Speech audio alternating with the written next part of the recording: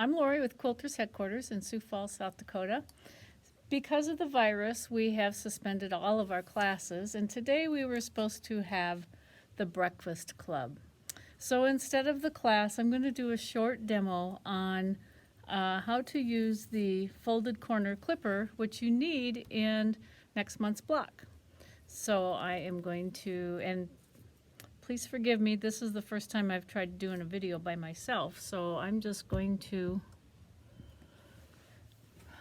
do my best. All right, so this is the block that or the quilt that we're doing today. Most of you are doing any one of 5 or 10 different sizes, so we'll concentrate just on that block. All right, and in order to do this block, we are going to work on this folded corner right here. Okay, so it's pretty small print. I hope you can kind of see what we're doing.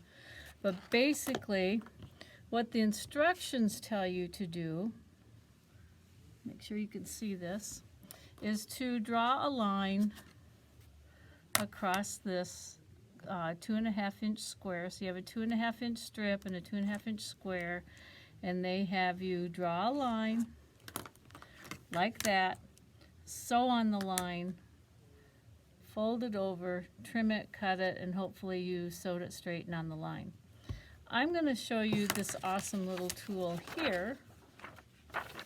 Put my white paper out so you can see what I'm talking about. This is the folded corner clipper from Creative Grids. I like to use this for a couple of reasons. It saves a step. Yeah, I don't have to draw a line and I don't have to trim afterwards.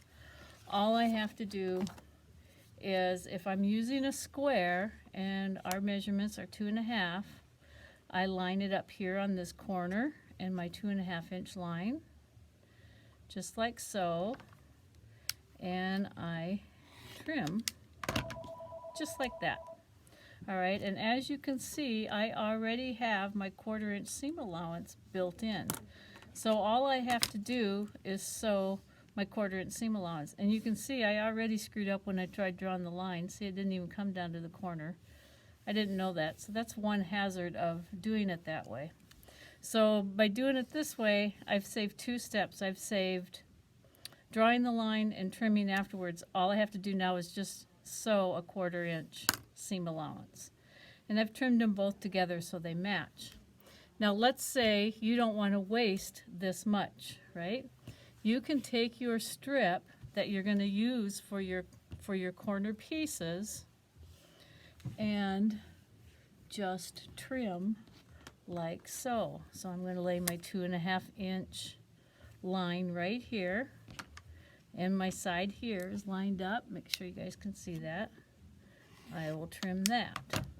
Then I just turn my ruler around, and my 2.5 line is here. My sides are here, and my flat edge is right here. Make sure I get it pretty good. Whoops, I keep moving it. There we go. Now I have a straight line and another piece. And then I can do it again and again. And so, and the same way with the folded corner, or the corner that we have to lop off here.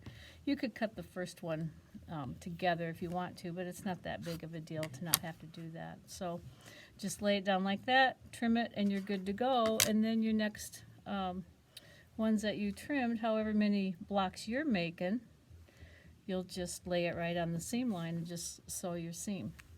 So I hope that helps you. We do have the folded corner clipper at the store. You're welcome to come in. If you have any questions, please do come in. We are open for business. We've just suspended classes.